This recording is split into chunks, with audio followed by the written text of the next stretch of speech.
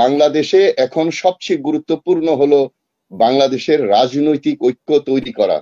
আপনি দেখেন ভারতে যখন শেখ হাসিনা বর্ডার ক্রস করে গেল, সর্বদলীয় মিটিং হয়েছে, তারা সম্মত হয়েছে তাকে রাখার ব্যাপারে। আমরা 54 বছরে সর্বদলীয় মিটিং দেখিনি। আমার এই কথাটা যদি সরকার শোনেন বা কোনো এজেন্ট শোনেন, আমার মনে হয় এই বিষয়টার উপর গুরুত্ব দেওয়া উচিত। ভারত বাংলাদেশকে জন্ম দেওয়ার জন্য তারা এই ভূমিকা পালন করেনি। তারা পাকিস্তানকে ভাগ করার জন্য সেই যুদ্ধ করেছিল। তারা আত্মসমর্পণের অনুষ্ঠানে বাংলাদেশের বীর মুক্তিযোদ্ধা সর্বাধিনায়ক, যিনি একজন প্রেসিডেন্টের সমান ছিলেন, উনি কিন্তু সত্যিকার অর্থে প্রেসিডেন্টের দায়িত্ব পালন করেছিলেন, আমাদের জেনারেল ওসমানী। ওনারকেও উপস্থিত না করা এবং আমাদেরকে সম্মানের সাথে সেখানে আত্মসমর্পণের অনুষ্ঠানে অংশগ্রহণ করতে দেয়া, তদানীন্তন রেস করছে, আমাদের জায়গা দেয়নি এই ভারত। ভারত যদি এই যুদ্ধ বাদিয়ে দেয়, তাহলে আমি বলবো এই অঞ্চলে ওনারা আগুন নিয়ে খেলছেন। এই যুদ্ধ শুধু ভারত বাংলাদেশের মধ্যে থাকবে না, এটা ভারতকে তছনছ করে দিতে পারে। মোদি সারা জীবনের জন্য ভারতের ইতিহাসে নিগৃহীত হতে পারে। মমতাদের মতো সব সমতা হয়ে যেতে পারে, তারা ঘুরে যেতে পারে। যখনই যুদ্ধ বাঁধবে তখনই নিগৃহীত ভারতে অনেক অধিবাসী আছে যারা এই যুদ্ধকে বাংলাদেশের দিকে সমর্থন দেবে।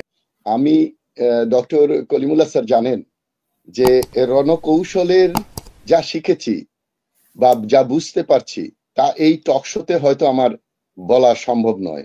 আমি এটা বলে বাংলাদেশের ক্ষতি বা ভারতের সুবিধা করে দিতে চাই না। সুতরাং সচেতন ভাবে আমাকে কিছু কথা বলতে হচ্ছে। এবং আমরা তো বলি যে আমি তো I am a commando, do or die, হয় করো না হলে মরো। ঠিক আছে, যে অবস্থাটা তা অত্যন্ত আমি পজিটিভ দেখি সবকিছু। এই যে দর্শক শ্রোতারা যে প্রশ্ন এবং মন্তব্য করলেন, তাতে তো বোঝা যায় বাংলাদেশের যে আমরা যে নূর হোসেনের জাতি, আমরা যে আবু সাইদের জাতি, আমরা যে আবরারের বংশধর, এটা কিন্তু বোঝা যায়। আমি ভারতে এটা দেখিনি। আপনি 65 সালের যুদ্ধে আমাদের ডক্টর কলমুল্লাহ জানেন যে জিয়াউর রহমান, জেনারেল জিয়াউর রহমান যে সর্বোচ্চ খেতাবে ভূষিত হয়েছিলেন 65 সালের যুদ্ধে, যেখানে পাকিস্তানের মূল যুদ্ধটাই করেছিল ইনফ্যান্ট্রি ব্যাটালিয়ন গুলো, এবং পূর্ব পাকিস্তানের সৈন্যরাই এই পাকিস্তানকে তখন রক্ষা করেছিলেন। এবং ওই 65 সালের যুদ্ধ এখনো ভারতের জন্য ভীতিকর। এবং ভারতের যে সৈন্যরা এসেছিল বাংলাদেশে 71-এ, আমার নিজের চোখে দেখা। এই প্রসঙ্গে আমার একটা কোয়েরি আছে। আমার যতদূর মনে পড়ে, তিনি খানকারান সেক্টরে বীর যোদ্ধা হিসেবে ভূমিকা পালন করেছিলেন এবং ভারতের একটা প্যাটার্ন ট্যাঙ্ক তিনি করায়ত্ত করেছিলেন, এবং সেটি আমাদের চট্টগ্রাম সেনানিবাসে আমি দেখেছি। সেই প্যাটার্ন ট্যাঙ্কটি রক্ষিত ছিল। এটি কি এখনো রক্ষিত আছে, না গত আওয়ামী লীগ সরকার সেটি আমাদের লোকচক্ষুর অন্তরালে নিয়ে গেছে? কারণ এই বিষয়গুলো নিয়ে আসলে কাজ করা দরকার। লিপ সার্ভিস প্রচুর হয়েছে স্যার, কিন্তু আমাদের শহীদ জিয়ার যে বীরত্ব গাথা এবং তার যেই আপনার ট্রফি, ওয়ার ট্রফি, সেটি আমরা জনসমক্ষে দেখতে চাই। জি, অবশ্যই এরকম আরো অনেক নিদর্শন আছে আমাদের আর্মি জাদুঘরগুলোতেও। 65 সালের কিছু, 71 সালের কিছু নিদর্শন আছে যেগুলো সুরক্ষা খুব গুরুত্বপূর্ণ জাতীয় মোরালের জন্য। স্যার, আপনি বলেছেন জাতীয় ঐক্য অত্যন্ত। আপনি বিএনসিসির টিচার হিসেবে বা আমাদের সেনাবাহিনীর প্রশিক্ষণ পাওয়ার পরে আপনি বুঝতে পেরেছেন জাতীয় ঐক্যটা আপনার সমর নীতির সাথে কতটা গুরুত্বপূর্ণ এবং ওতপ্রোতভাবে জড়িত। এখানে শুধু আমি একটু যোগ দেব বা একটু মডিফাই করব শব্দটা। বাংলাদেশে এখন যেটা দরকার সেটা হলো জাতীয় রাজনৈতিক ঐক্য। আই রিপিট, বাংলাদেশে এখন সবচেয়ে গুরুত্বপূর্ণ হলো বাংলাদেশের রাজনৈতিক ঐক্য তৈরি করা। আপনি দেখেন ভারতে যখন শেখ হাসিনা বর্ডার ক্রস করে গেল, সর্বদলীয় মিটিং হয়েছে, তারা সম্মত হয়েছে তাকে রাখার ব্যাপারে। আমরা 54 বছরে সর্বদলীয় মিটিং দেখিনি। আমার এই কথাটা যদি সরকার শোনেন বা কোনো এজেন্ট শোনেন, আমার মনে হয় এই বিষয়টার উপর গুরুত্ব দেওয়া উচিত। আমরা শুধুমাত্র ক্ষমতার জন্য আওয়ামী লীগের মতো হয়ে যাব। আওয়ামী লীগ থেকে অনেক কিছু শেখার আছে। এখন বর্তমানে বিএনপি বড় দল। এই যুদ্ধ হোক, যুদ্ধ না হোক, এইখানে বিএনপির একটা বড় ভূমিকা আছে এই ভারতের কে মোকাবেলা করার জন্য। আমি এর বেশি এখন পলিটিক্যাল কথা বলতে চাচ্ছি না। আমি দর্শক শ্রোতাদের গুরুত্বপূর্ণ প্রশ্নগুলো যে তারা করেছেন, যে বাংলাদেশে বাধ্যতামূলক সামরিক প্রশিক্ষণ হবে কি হবে না, এটা নিয়ে তো বিশেষ করে বিএনসিসির প্রশিক্ষণের পরিসর বাড়ানোর জন্য আমার মনে হয় ডক্টর নাজমুল হাসান কলিমুল্লাহর মুখে চাপায় ব্যথা হয়ে গেছে, এতবার উনি বলেছেন। আমি বহুবার ওনার কাছে শুনেছি বিএনসিসি কে কেন নিগৃহীত করা হচ্ছে, কেন তাকে ছোট করে রাখা হচ্ছে, কেন এই তরুণদের মধ্যে এটাকে আরো ছড়িয়ে দেওয়া হচ্ছে না। এবং আমি নিজে দেখেছি যে, আমি জানি যখন সেনাবাহিনীতে লোক নেওয়া হয় তখন বিএনসিসির ছেলেরা যেই মোরাল নিয়ে ওখানে আসেন যে আমি একজন সৈনিক হব, সেটা কিন্তু সাধারণ ছাত্রদের মধ্যে থাকে না। সেই মোরালটা কিন্তু ওখান থেকেই বীজ বপন করেন এই ডক্টর কলিমুল্লাহদের মতো মানুষরাই কিন্তু ওই বীজটা বপন করে দেয় স্টুডেন্টদের মধ্যে। এটা অত্যন্ত গুরুত্বপূর্ণ। এটার প্রতি লক্ষ্য রেখে আমি আরো দুই একটি কথা বলতে চাই এখানে, যে সশস্ত্র বাহিনীকে পুনর্গঠনের জন্য যে আমাদের রাজনৈতিকভাবে যে অবক্ষয় হয়েছে সশস্ত্র বাহিনীতে, তাকে রিপেয়ার করার জন্য আমাদের কিছু পদ্ধতিতে মনোযোগ দিতে হবে। যেমন বিএনসিসি শুধু নয়, আমরা যারা ভেটারান, আমরা অনেক সময় টকশোতে বা অনেকে বলে ফেলে সাবেক মেজর হয় না, র্যাঙ্ক কিন্তু কখনো সাবেক হয় না, আমাদের অবসর প্রাপ্ত বলা হয়। আমরা মেজর আফসারই বলি, বলার সময় এটা বলতে হয় না, কারণ এটা ব্রেকেটে মনে মনে বলতে হয় বা জানার জন্য যে উনি রিটায়ার্ড। বাট একজন রিটায়ার্ড মেজর আর একজন চাকরিতে থাকা মেজরের ভূমিকা একই। তো সুতরাং দেশ গঠনে, দেশ রক্ষায় এই দুই মেজরের ভূমিকা কিন্তু কোনো পার্থক্য নাই। তো এখানে এদেরকে বলা হয় যে সামর নীতিতে যারা অত্যন্ত বিজ্ঞ তাদেরকে ভেটারান বলা হয়। ভেটারান শব্দটা খুব নতুন বাংলাদেশে। আমি যখন রাওয়াতে ক্যাবিনেটে ছিলাম তখন আমাদের স্যার চিনবেন যে জেনারেল জামিল ডি আহসান নামে একজন জেনারেল আছেন, উনি এই ভেটারান, আমরা ভেটারান দিনটা স্মরণ করি। ভেটারান হলো যারা যত রিটায়ার্ড প্রশিক্ষণ প্রাপ্ত সশস্ত্র বাহিনীর সদস্যরা আছেন, এই ভেটারানরা পলিটিক্যাল কারণে ক্ষমতায় টিকে থাকার জন্য খুব নিগৃহীত বাংলাদেশে। তা আমরা নতুনদেরকে ট্রেনিং করানোর আগে তো এই ভেটারানদের আগে সঠিক জায়গায় নিয়ে আসা উচিত। আপনি ভারত, চীন, আমেরিকা এবং সকল উন্নত দেশে ভেটারান মন্ত্রণালয় বা ডিপার্টমেন্ট আছে। ডক্টর কলিমুল্লাহ জানেন, আমাদের এখানে ভেটারান মন্ত্রণালয় করার জন্য 2013 সালে আমি জাতীয় পত্রিকায় লিখেছি যে এই ভেটারানদেরকে স্বীকৃতি দেওয়া উচিত। রাওয়া থেকে এইচকিউ কে লেখা হয়েছে যে আমাদেরকে ভেটারান নামে আইডেন্টিফাই করে এটার আমাদের স্বাস্থ্য, আমাদের চিকিৎসা, আমাদের দৈনন্দিন দৈহিক ক্ষমতা প্রশিক্ষণ দিয়ে বছরে ইভেন যে উইন্টার কালেকটিভ ট্রেনিং হয়, সামার কালেকটিভ ট্রেনিং হয়, সেখানে এই ভেটারানদের নিয়ে প্রশিক্ষণ দেওয়া প্রয়োজন।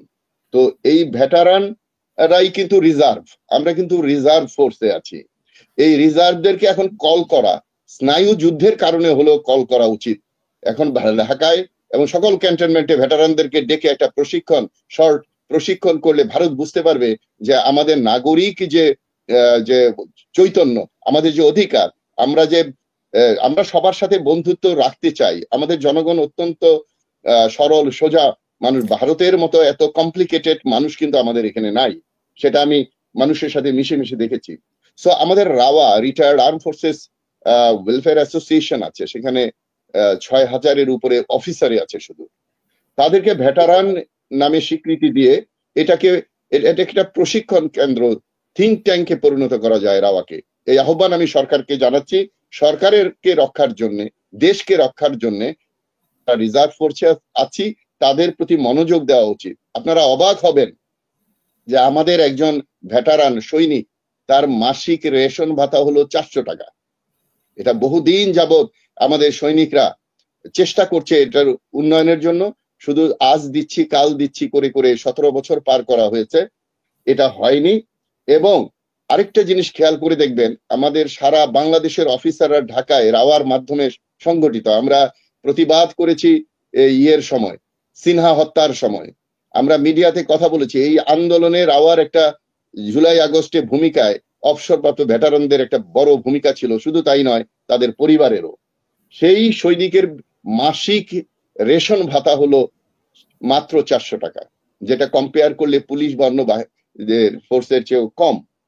তো এইগুলোর দিকে লক্ষ্য রেখে এটা ইয়ারলি প্রশিক্ষণের ব্যবস্থা করে এই ভেটারানদেরকে যুদ্ধের জন্য প্রস্তুত রাখা প্রয়োজন সাইকোলজিক্যাল কারণে। এবং আমি আগে যা বলছিলাম যে পাকিস্তানের সৈন্যদের সাথে যখন ইন্টারনেটে একটু সমস্যা হচ্ছে মনে হয়, ছিলেন যে ছোট দেশ বড় দেশ, আচ্ছা পাকিস্তানের সাথেও ভারতের বিরোধ বহুদিন, পাকিস্তানকে তো দখল করতে পারেনি। পাকিস্তান তো ওয়েস্ট পাকিস্তান অর্ধেক করেছে। স্যার আরেকটা কথা বলেছেন যে ভারতের নাকি, আমি নাকি বলছি এই জন্য যে ৭১-এ বড় ভূমিকা আছে আমাদের জন্য। ভারতের ভূমিকাটা কি আজকেও স্মরণ করিয়ে দিয়েছে, ১৭,০০০ সৈন্য পাঠিয়ে বাংলাদেশকে আজকেও স্মরণ করিয়ে দিয়েছে শুভেন্দু অধিকারী। জি জি জি, স্মরণ করিয়ে দিয়েছে। তারা অত্যন্ত চতুর। আমি আমার প্রিয় দেশবাসী জনগণকে, দেশের মালিককে বলবো, ভারত বাংলাদেশকে জন্ম দেওয়ার জন্য তারা এই ভূমিকা পালন করেনি। তারা পাকিস্তানকে ভাগ করার জন্য সেই যুদ্ধ করেছিল।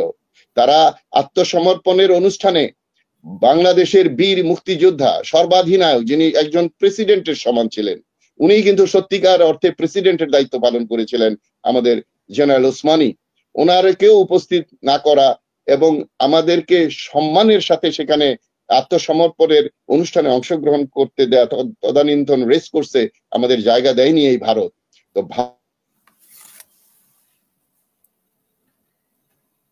তাহলে বাংলাদেশের স্বাধীনতার জন্য তারা ত্যাগ স্বীকার করলো কোথায়? এই প্রশ্ন ভাসানী বলে গেছেন, যে ভাসানী সহ আরো বলে গেছেন যে ভারত আমাদের বন্ধু না শত্রু এটা বুঝতে যত দেরি হবে তত এই বাংলাদেশের জন্য দুর্ভাগ্য। আমি এখানে এই কথাটি বলতে চাই যে একটা যুদ্ধ হলে ক্ষতিকার, যুদ্ধ কখনো মঙ্গল আনতে পারে না। যুদ্ধ একটা আলোচনার টেবিলে বসার চাপ তৈরি করতে পারে। সকল যুদ্ধই কিন্তু শেষ হয় এবং শুরু হয় টেবিল থেকে। তো আমরা মনে করি যুদ্ধ হলে আমরা ধ্বংস হয়ে যাব, এই হয়ে যাব, সেই হয়ে যাব, কিন্তু এটাও মনে রাখতে হবে একটা ছোট গাড়ি একটা বড় গাড়ি দুর্ঘটনা ঘটলে ছোট গাড়ি চুরমার হয়ে যায়, কিন্তু বড় গাড়িতে তো দাগ লাগে। তো সুতরাং ভারত খুব সহজে বাংলাদেশের সাথে যুদ্ধ করবে বলে আমার মনে হয় না। আপনি দেখেন ৭১-এ ভারতের সৈন্যদেরকে, আমার মতো কমান্ডোদেরকে বাংলাদেশে নামানোর জন্য কাদেরিয়া বাহিনী স্কট করে তাদেরকে নামিয়েছিল ওই প্লেন থেকে টাঙ্গাইলে, তারপরে ঢাকায় এসেছে। বাংলাদেশের কমান্ডোদের কোনো স্কট করতে হবে না। বাংলাদেশের কমান্ডো একটা বড় সাইজের কমান্ডো হয়েছে এখন। আমি ছিলাম পাইওনিয়ার কমান্ডো। আমাদের সময় থেকে এখন পর্যন্ত ইভেন আমাদের ৩৬ সেনার মধ্যে ডক্টর কলিমুল্লাহ স্যার জানেন যে নারীরাও যোগ দিয়েছে, একটা কাপল আছেন যারা একসাথে জাম দিয়েছে। সো ভারতের বর্তমানে আন্তর্জাতিক একটা যুদ্ধ হয়ে যাবে, এটা বাংলাদেশ ভারত যুদ্ধ থাকবে না। এবং আমি মনে করি বাংলাদেশের মানুষের যে মোরাল, সেই মোরাল কখনোই ভারতের জনগণের মোরালের সাথে হবে না। আরে কয়দিন আগে আমি তো শুনেছি, নিজে কানে শুনেছি, আপনারা শুনেছেন, কলকাতায় স্লোগান হয়েছে ঢাকা না দিল্লি, বলছে ঢাকা ঢাকা। এই স্লোগান আমি এই জুলাই আগস্টের আন্দোলনের সময় কলকাতায় দিতে শুনেছি ছাত্রছাত্রীদের। তারা ঢাকার পুলিশের সাথে তুলনা করেছে, কলকাতার পুলিশের সাথে। এখন তারা আবার এখন আমি তো হ্যাঁ, কলকাতায় ওরাও কিন্তু মানে বেশ আন্দোলন করেছিল আমাদের পক্ষ হয়ে, সেটাও আমরা দেখেছি। আমি আপনাকে বলি, ছিল এরকম, হাসিনা হাসিনা তোমায় ভালোবাসি না। জি বলেন স্যার। স্লোগান উত্থিত হয়েছিল কলকাতায়, হাসিনা হাসিনা তোমায় ভালোবাসি না, জুলাই আগস্টে আন্দোলনে কলকাতায় এই স্লোগানটা উঠেছে। মানে হাসিনাকে তারা ধিক্কার জানিয়েছিলেন এই স্লোগান দিয়ে, হাসিনা হাসিনা তোমায় ভালোবাসি না, অর্থাৎ তোমাকে ঘৃণা করি। ঢাকা ঢাকা ঢাকা এরকম না। আচ্ছা, এখন আপনি বলেছেন যে এটা তো এখন সাপোর্টটা বোঝা যাচ্ছে না। হাসিনা পা, যুদ্ধ যখন বেঁধে যাবে তখন ওই 7 সিস্টার 8 সিস্টার যায়, সেটা এখন বোঝা যাবে না। এমনও তো হতে পারে ভারতের সাথে বাংলাদেশের যুদ্ধ হলে ভারতের অনেক অঞ্চল আমাদেরকে সহযোগিতা করবে, কারণ মানুষ তো আমরা। ভারতের যে রাজনীতি, আমি আগেই বলেছি, পাকিস্তানের ভুল রাজনীতির জন্য পাকিস্তান ভেঙেছে, ভারতের ভুল রাজনীতির জন্য তো ভারত ভাঙতে পারে। ভারত তো স্টিল দিয়ে তৈরি না যেটা আজীবন থাকবে, কখনো ভাঙবে না। আমি গ্যারান্টি দিয়ে বলতে চাই, যুদ্ধ বাধার পরে মমতার যে কণ্ঠ আর যুদ্ধ হওয়ার আগে যে কণ্ঠ, সেটা এক হবে না, হয় না কখনো। আপনি যুদ্ধের সাথে সাথে দেখবেন সারা পৃথিবীতে এটা পানির স্রোতের মতো, ঘূর্ণিঝড়ের মতো, এই দেশ এদিকে আসছে, ওই দেশ ওইদিকে যাচ্ছে। এখানে অর্থ, সমরনীতি, আন্তর্জাতিক নীতি সব মিলিয়ে দেখবেন নূতন। আপনি বিশ্ব যুদ্ধগুলো দেখেন না, তারপরে পৃথিবীর পরিবর্তন হয়নি। আমি আজকে ডিসেম্বর খতম হয়ে যাবে পৃথিবীর নকশা থেকে, 25শে ডিসেম্বর খতম হয়ে যাবে। এই যে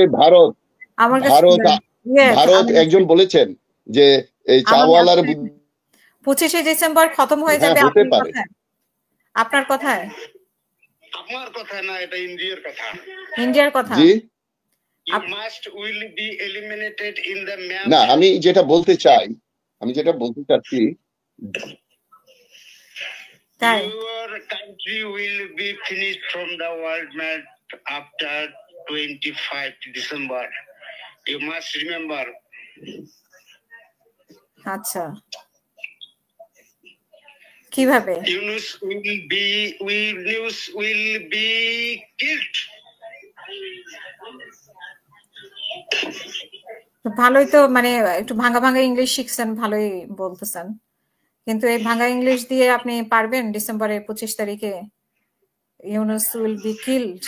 ওনার মন্তব্যটা কি ছিল? বাংলাদেশিদের তো এইভাবে ইংলিশ বলতে হবে, ভালো করে বললে তো আপনার ইংলিশ বলবেন না। না,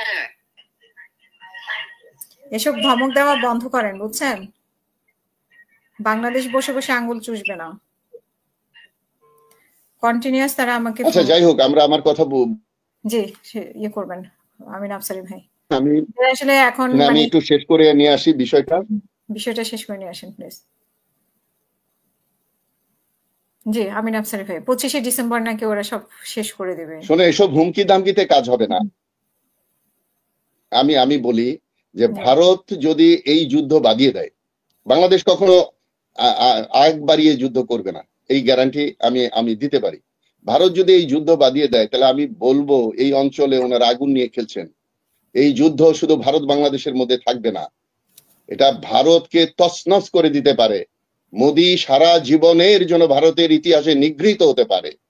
মমতাদের মতো সব সমতা হয়ে যেতে পারে, তারা ঘুরে যেতে পারে। যখনই যুদ্ধ বাঁধবে, তখনই নিগৃহীত ভারতে অনেক অধিবাসী আছে যারা এই যুদ্ধকে বাংলাদেশের দিকে সমর্থন দেবে। মানুষ তো সব এই হুমকি ধামকি লোকের কয়জন গুনে দেখবেন। অধিকাংশ মানুষ শান্তি চায়, অধিকাংশ মানুষ না পরিচয় দিবে না, এরা পরিচয় দেয় না, তো ওরা ডিস্টার্ব করে। তো আমরা যুদ্ধ কামনা করি না। ডক্টর কলিমুল্লাহ বলবেন না যে কালকে যুদ্ধ বাধায় দাও, আমরাও বলবো না, কিন্তু আমাদেরকে যদি যুদ্ধে চাপিয়ে দেওয়া হয়, তাহলে আমি বলবো ভারত ভুল সিদ্ধান্ত নিচ্ছেন এবং আগুন নিয়ে খেলছেন। ভারত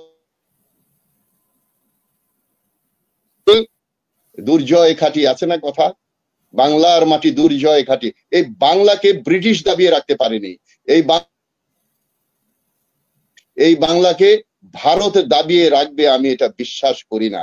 এবং বাংলাদেশের ইমেজ এখন সারা পৃথিবী যেটা ধারণ করেছে, সেটা পৃথিবীর সমর্থনও আমরা পাবো, এই আশা ব্যক্ত করছি আমি। ধন্যবাদ সবাইকে।